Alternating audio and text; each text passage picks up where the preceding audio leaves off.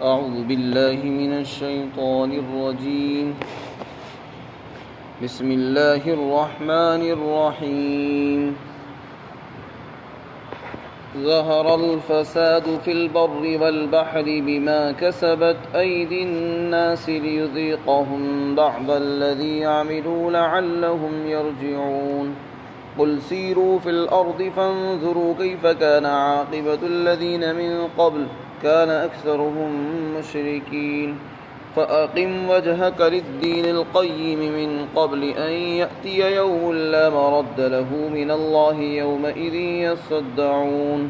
من كفر فعليه كفره ومن عمل صالحا فلأنفسهم يمهدون. ليجزي الذين آمنوا وعملوا الصالحات من فضله إنه لا يحب الكافرين. خشکی میں اور سمندر کے اندر فساد ظاہر ہو گیا ہے لوگوں کے برے اعمال کی وجہ سے، تاکہ اللہ ان کو ان کے کچھ اعمال کی سزا چکھائے اور تاکہ وہ باز آ جائیں۔ آپ کہہ دو کہ تم زمین میں چلو اور پھر دیکھو کہ وہ لوگ جو تم سے پہلے تھے ان کا انجام کیا ہوا۔ ان میں سے اکثر لوگ مشرک تھے۔ اے مخاطب، تو اپنا رخ دین قیم یعنی سیدھے راستے کی طرف کر اور اسی کی طرف قائم رکھ، اس سے پہلے کہ وہ دن آ جائے جس دن کے لیے اللہ کی طرف سے کوئی ہٹنا نہیں ہوگا، اور اس دن وہ لوگ مختلف گروہ کے اندر بٹ جائیں گے۔ جو شخص کفر اختیار کرتا ہے تو اس کے کفر کا وبال اسی کے اوپر ہوتا ہے، اور جو نیک عمل کرتا ہے تو وہ اپنے ہی ذات کے لیے راہ ہموار کرتے ہیں، تاکہ اللہ تعالیٰ اپنے فضل سے ایمان والوں کو اور نیک اعمال کرنے والوں کو بدلہ عطا فرمائے۔ یقیناً کافر لوگوں کو اللہ پسند نہیں فرماتا۔ اس روئے زمین پر دو حصے ہیں، کچھ حصہ پانی کا ہے اور کچھ حصہ خشکی کا کہلاتا ہے۔ خشکی کے حصے کو عربی میں بر کہتے ہیں اور پانی کے حصے کو بحر کہتے ہیں۔ اللہ نے اس کائنات کے اندر پانی کا حصہ زیادہ رکھا ہے اور خشکی کا حصہ کم ہے۔ تقریباً 3% حصے پر پانی ہے اور 1/4 حصے پر ہی آبادی ہے، یعنی 30% حصہ ہی ایسا ہے کہ جس کے اندر انسان آباد ہیں، آبادیاں ہیں، جنگلات ہیں، کھیتیاں ہیں وغیرہ، اور دنیا میں زیادہ حصے میں پانی ہی پایا جاتا ہے، 60-70%۔ اللہ رب العزت یہاں پر فرما رہے ہیں کہ زمین کا جو حصہ خشکی کا ہو اور اسی طرح دریا والا جو حصہ ہے، ان دونوں حصوں کے اندر فساد اور بگاڑ ظاہر ہو گیا ہے لوگوں کے برے اعمال کی وجہ سے۔ فساد کے معنی بگاڑ، تباہی، بربادی، اس کو فساد کہتے ہیں۔ ہر انسان چاہتا ہے کہ میں دنیا میں اپنے گھر کے اندر، اپنے شہر میں، اپنے محلے میں سکون اور اطمینان، امن کے ساتھ سکون سی زندگی گزاروں۔ اگر وہاں امن نہیں ہے تو وہ فساد ہی ہے۔ امن کی جو ضد ہے وہ فتنہ اور فساد، ہنگامہ ہے۔ تو اللہ تعالیٰ فرماتے ہیں اصل تو امن ہونا چاہیے، لیکن اگر ہمارا امن، چین، سکون ختم ہو رہا ہے تو وہ فساد ہے۔ اور فساد کیوں آتا ہے؟ وہ برے اعمال کی وجہ سے آتا ہے، یہ اس کا سبب ہے۔ خشکی کا فساد تو ظاہر ہے کہ خشکی کے اندر جو فساد آتا ہے وہ ہماری نگاہوں کے سامنے ہوتا ہے۔ مثلا زمین کے اندر زلزلے آ جاتے ہیں اور بڑی بڑی بلڈنگیں اور عمارتیں گر جاتی ہیں، جیسے کہ ابھی ترکیہ کے اندر آیا۔ یا ظلم اور ستم ہوتا ہے اور آپس میں خون بہا ہوتا ہے، قتل و غارت گیری ہوتی ہے، خانہ جنگیاں ہوتی ہے، جیسے کہ ملک کے بہت سے حصوں کے اندر اس وقت چل رہا ہے۔ کہیں آگ زنی ہو رہی ہے، آگوں سے جلائے جا رہے ہیں، مکانات جلائے جا رہے ہیں، گاڑیاں پھونکی جاتی ہیں، آپس میں لڑائیاں ہوتی ہیں، قتل و غارت گیریاں ہوتی ہیں، یہ بھی فساد ہی ہے۔ اسی طرح ظالم بادشاہوں کا مسلط ہو جانا اور ان کی وجہ سے پوری قوم اور عوام کا بے چین اور پریشان ہونا، یہ بھی فساد ہے۔ زلزلوں کا آنا، سیلاب کا آ جانا، تباہی کا آنا اور زمین میں دھس جانا، ظالم بادشاہوں کا مسلط ہونا، اور کھیتیوں میں کیڑوں کا گھن کا لگ جانا۔ کھیتیاں لگائی کسان نے، پھلوں کے لیے درخت لگائے، لیکن پھل جب آئے تو ان میں کیڑا لگ گیا، اور آسمان سے کوئی ایسی آفت آئی، آگ آئی کہ جس نے ساری کھیتیوں کو برباد اور تباہ کر دیا، یا ٹڈیوں کے دل اللہ نے بھیج دیے جس سے ساری کھیتیاں برباد ہو گئی۔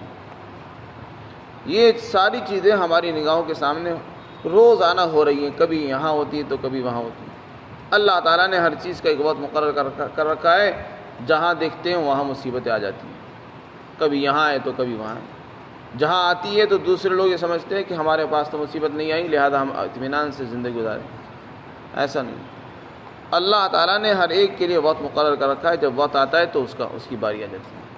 ایک مصیبت جب آئے، کسی علاقے میں مصیبت آئے تو دوسرے علاقے والوں کو سمجھنا چاہیے اور ہوشیار ہو جانا چاہیے، اسی کی تعلیم دی جا رہی ہے۔ اور سمندر کے اندر فساد کیسے ہوتا ہے تو اس کے بارے میں حضرت ابن عباس رضی اللہ تعالیٰ عنہ سے تفسیر قرطبی کے اندر منقول ہے کہ سمندر کے اندر سیپ ہوتے ہیں اور ان کا منہ کھلا رہتا ہے۔ جب بارش ہوتی ہے تو بارش کے قطرات اس میں پڑتے ہیں تو ان کا منہ بند ہو جاتا ہے، جس سے ان کے اندر موتی پیدا ہوتا ہے، اور وہ قیمتی موتی ہوتا ہے اور بہت مہنگا ہوتا ہے۔ لیکن جب بارشیں بند ہو جائیں گی تو نہ سیپ کے اندر موتی پیدا ہوگا، اور نہ سیپ کے اندر جب موتی پیدا نہیں ہوگا نہ انسان اس کو حاصل کر سکیں گے، اور لوگ اس سے محروم ہو جائیں گے، ان کی آمدنی ختم ہو جائے گی۔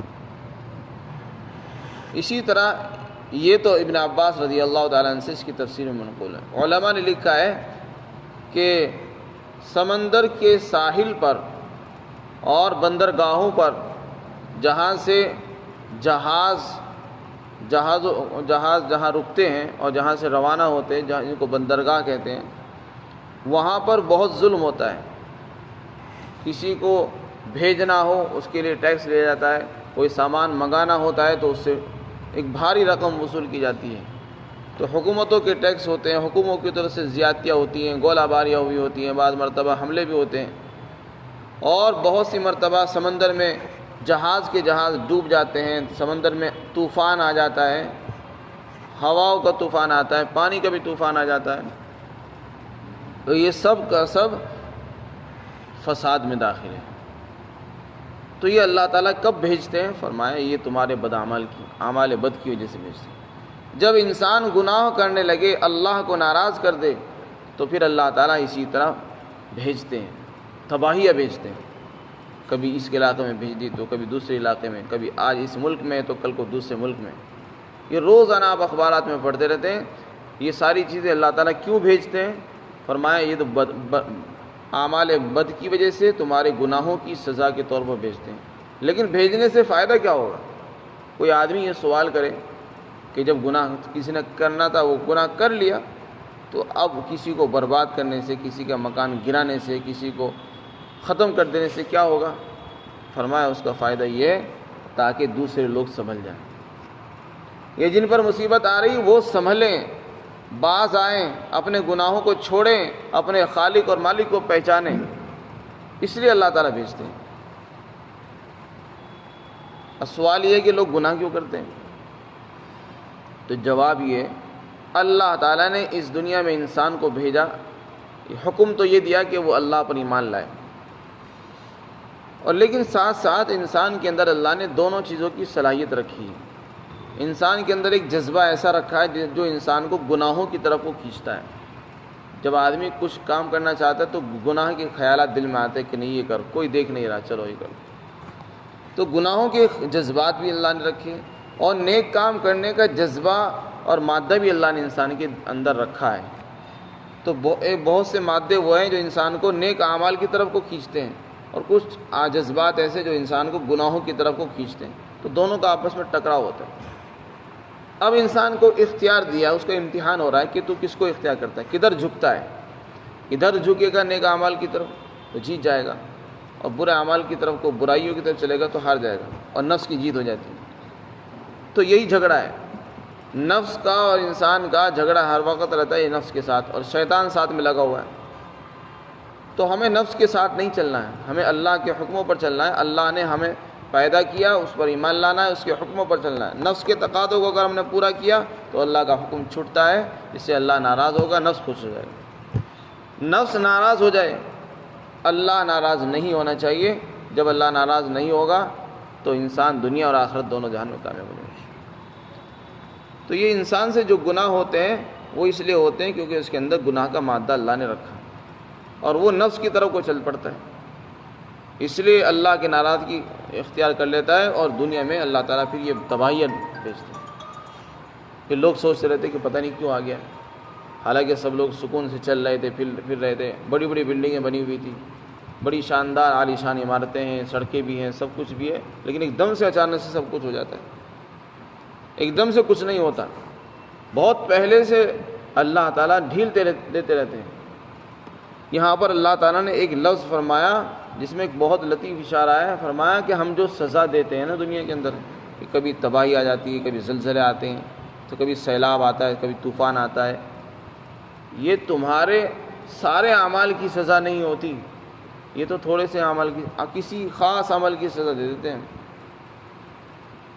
یہ تو تمہارے کچھ عمل کی سزا ہم دیتے ہیں، ورنہ اگر ہر عمل کے اوپر ہم پکڑنے پر آ جائیں نا تو اس روئے زمین پر کوئی چلنے والا نہیں ملے گا، سارے انسانوں کو ختم کر دیا جائے گا۔ یہ اللہ کا کرم ہے، اس کا احسان ہے کہ وہ ہمارے کتنے ہی اعمال کو چھوڑ دیتا ہے۔ وَيَعْفُو عَنْ كَثِيرٍ، قرآن میں فرمایا وَمَا أَصَابَكُم مِّن مُّصِيبَةٍ فَبِمَا كَسَبَتْ أَيْدِيكُمْ وَيَعْفُو عَنْ كَثِيرٍ۔ اللہ تعالیٰ جو مصیبتیں بھیجتا ہے تمہارے برے اعمال کی وجہ سے، لیکن بہت سے عمل کو معاف بھی کر دیتا ہے۔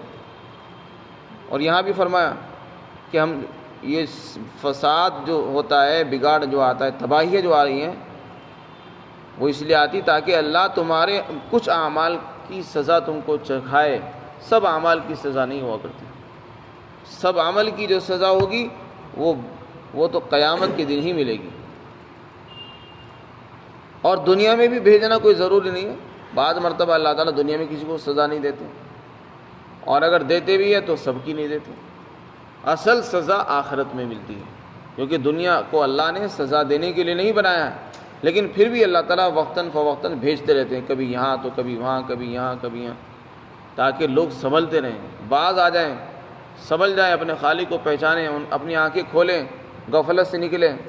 جو بے فکری کی زندگی گزارے گی، ہمیں کوئی نہیں کچھ کہہ رہا ہے، کچھ نہیں ہو رہا، کوئی نہیں دیکھ رہا ہے، ہم گناہ بھی کر رہے ہیں، کچھ نہیں ہوا، تو اللہ تعالیٰ دکھاتے ہیں کہ نہیں، ہم دیکھ رہے ہیں۔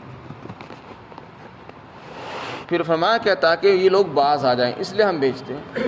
پھر آگے فرمایا کہ اگر تمہیں یقین نہیں آتا جا کر دیکھو زمین میں، تم سے پہلے ہزاروں سال سے یہ دنیا آباد ہے، اور ہزاروں سال سے کتنی قومیں آئی، سینکڑوں قومیں دنیا کے اندر آئی ہیں اور جا چکی ہیں، جن کا نام و نشان معلوم بھی نہیں۔ فرمایا زمین میں چل کر دیکھو، تم سے پہلے جتنی قومیں تھیں آج ان کا نام نہیں ہے، ان کی کھنڈرات آپ کو ملیں گے۔ کیوں نہیں ہے؟ کیونکہ انہوں نے بھی اللہ کو ناراض کیا، تو پھر ہم نے ان کا نام ہی مٹا دیا۔ یہ تو اللہ کا کرم ہے کہ پہلے زمانے میں جب قومیں گناہ کرتی تھی، نافرمانیاں کرتی تھی، تو پوری قوم کو اللہ تعالیٰ ہلاک کر دیا کرتا تھا، پوری کی پوری قوم، پوری کی پوری بستی ختم ہو جاتی تھی۔ اس امت پر اللہ کا رحم یہ ہے، آپ صلی اللہ علیہ وسلم کی دعا کا اثر، کہ ایسا عمومی عذاب نہیں آتا کہ پوری کی پوری قوم، پورے کے پورے شہر ہی ختم ہو جائیں۔ البتہ جزئی طور پر، وقتی طور پر اللہ تعالیٰ بھیجتے رہتے ہیں، جس سے کچھ نقصانات ہوتے ہیں، جیسے کہ ابھی حادثہ ہوا، ریل کا حادثہ ہوا، اور پہلے زلزلہ آیا، اور اسی طرح کبھی سیلاب آ جاتے ہیں، تو یہ چھوٹے چھوٹے اللہ تعالیٰ دیتے ہیں، اور یہ بھی سارے عمل کی سزا نہیں ہوتی۔ کہ کتنا کرم ہے اللہ تعالیٰ کا، ہم اس کو کتنا بڑا سمجھ لیں، لیکن یہ ہمارے اعمال کی بہت چھوٹی سزا ہے۔ اس لیے فرمایا چل کر تو دیکھو، جتنے لوگوں کو ہم نے ہلاک کیا وہ سب اکثر لوگوں میں مشرک تھے۔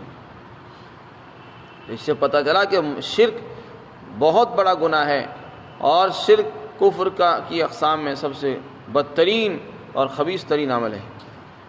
پھر آگے انسان کو مخاطب کر کے فرمایا کہ اے انسان، تو دنیا کے دھوکے میں مت آ، اللہ کے دین پر قائم رہ، اپنا رخ دین قیم کی طرف کو رکھ، اس سے پہلے کہ وہ دن آ جائے کہ جس دن کے لیے اللہ سے ہٹنا نصیب نہ ہو۔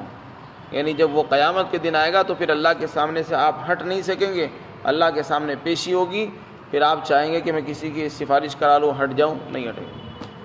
وہاں جب پیشی ہوگی تو پیشی ہوگی، اس دن لوگ بٹ جائیں گے۔ فرمایا جو کفر اختیار کرے گا اس کا وبال اس کی جان پر پڑے گا، اور جو ایمان لائے گا، اچھے اعمال کرے گا، تو یہ لوگ اپنے لیے صحیح راستہ اختیار کر رہے ہیں، ہموار کر رہے ہیں۔ اللہ تعالیٰ فرماتے ہیں ہم جو لوگ ایمان لائیں گے ہم ان کو بدلہ دیں گے ان کے اپنے فضل و کرم سے، اور اللہ تعالیٰ کافر لوگوں کو پسند نہیں فرماتے۔ اللہ تعالیٰ ہم سب کو عمل کی توفیق عطا فرمائے۔